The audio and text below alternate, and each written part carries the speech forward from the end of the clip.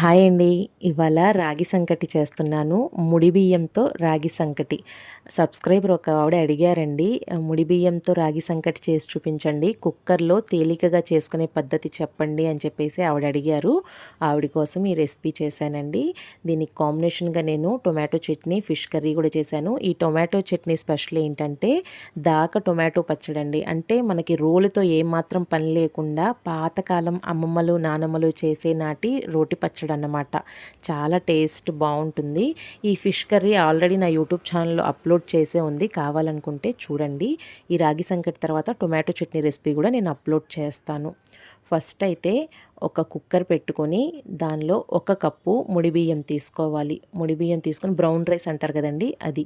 దాన్ని ఒక కప్పు తీసుకొని శుభ్రంగా క్లీన్ చేసుకోవాలి. క్లీన్ చేసి ఈ వాటర్ అంతా తీసేసిన తర్వాత మళ్ళీ ఇందులో ఒక కప్పు బియ్యానికి 3 కప్పుల నీళ్లు పోసుకొని ఒక గంట పాటు ఖచ్చితంగా నానబెట్టుకోవాలండి. నేనైతే అన్నం ఉడికేటప్పుడే ఉప్పు అనేది వేస్తానన్నమాట. ఇక్కడ ఒక పావు స్పూన్ ఉప్పు వేస్తున్నాను. ఉప్పు వేసేసి మీరు చెప్పాను కదా, ఒక గంట నానబెట్టి ఖచ్చితంగా వండుకుంటే కనుక పర్ఫెక్ట్గా కుక్ అవుతుంది.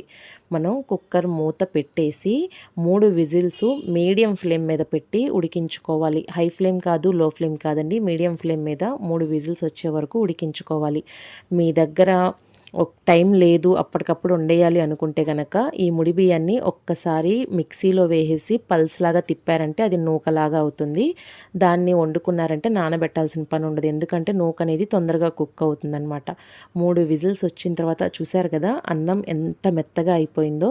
ఇలా వేడిగా ఉన్నప్పుడే ఒక్కసారి మనం చెంచాతో ఇలా తిప్పుకుంటూ ఉన్నామంటే మెత్తగా సంకట్లాగా మెత్తగా అయిపోతుందండి. ఇలా అయ్యే వరకు చెంచాతోనే బాగా కలుపుకుంటే వేడి మీద ఉన్నప్పుడు మాత్రమే మెత్తగా అయిద్దండి. మళ్ళీ అన్నం చల్లారింది అంటే బిగుసుకున్నట్టుగా అయిపోతుందన్నమాట. సో మీరు ఈ వేడి మీద ఉన్నప్పుడే బాగా తిప్పుకోండి. చూసారా ఎంత మెత్తగా అయిపోయిందో. ఇలా మెత్తగా అయిపోయిందాన్ని మనం పక్కన పెట్టేసుకోవాలి. మనం ఇక్కడ రాగి పిండి కూడా వాటర్లో కలిపి వేసుకోవాలండి. మనం ఏ కప్పుతో అయితే రాగి పిండి తీసుకున్నామో అదే కప్పుతో ఒక కప్పు బియ్యం తీసుకున్నాం కదా, అదే కప్పుతో 2 కప్పులు రాగి పిండి తీసుకోవాలి. ఇలా రాగిపిండి తీసుకొని 2 కప్పులు రాగిపిండికి 4 కప్పుల నీళ్లు పోసి ఉండలు లేకుండా గడ్డలు కట్టకుండా బాగా పల్చగా అయ్యేటట్టు కలుపుకోవాలి. ఒకవేళ మీ దగ్గర కుక్కర్ లేదు, మామూలుగా గిన్నెలో వండాలి అనుకున్నప్పుడు మీరు 1 కప్పు బియ్యానికి 3 కప్పులు నీళ్లు పోసారు కదండి, దానికి ఇంకొంచెం ఎక్కువ నీళ్లు పోసుకుంటే కనుక పర్ఫెక్ట్గా కుక్ అవుతుంది. కుక్కర్లో వండినప్పుడు నీరు అనేది ఎక్కువగా పట్టదండి. అందుకే నేను 1 కప్పుకు 3 కప్పులు నీళ్లు పోసాను. మీరు కుక్కర్లో వండకుండా బయట వండాలి అనుకుంటే 1 కప్పుకి 4 కప్పులు నీళ్లు పోసుకోండి.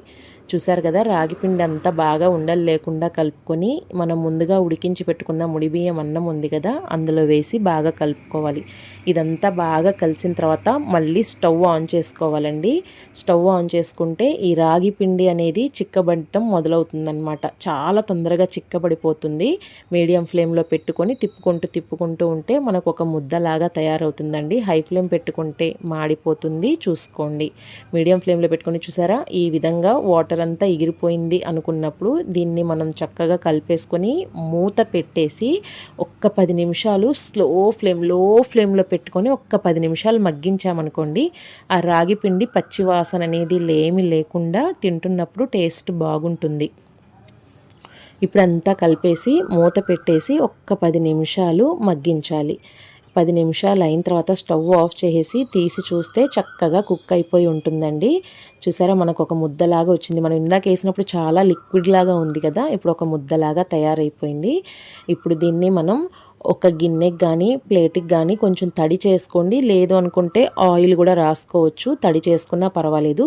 మీకు కొంచెం చెయ్యగలం అనుకుంటే తడి చేత్తోనే ఉండ కూడా చుట్టుకోవచ్చండి. కానీ ఇవాళ రోజుల్లో పిల్లలకి అలా రాదు కాబట్టి అందరూ చేసుకునే విధంగా నేను ఇట్లా గిన్నెలో వేసి చూపిస్తున్నాను.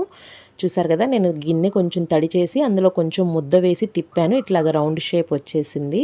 ఇప్పుడు దీనికి నేను దాకలో చేసిన టొమాటో పచ్చడి పెట్టాను. అదేవిధంగా ఫిష్ కర్రీ 2 పెట్టాను. రాగి సంకటి అంటే ఫస్ట్ కావాల్సింది ఉల్లిపాయ, పచ్చిమిర్చి. ఒక్కొక్క ముద్దకి ఆ ఉల్లిపాయ కొరుక్కొని తింటుంటే ఆ క్రంచీనెస్, ఆ పచ్చిమిరపకాయ కొరుక్కుంటుంటే ఆ హాట్ చాలా బాగుంటుంది. ఒకసారి ట్రై చేయండి. మీకు ఈ వీడియో కనుక నచ్చితే లైక్ చేయండి, షేర్ చేయండి.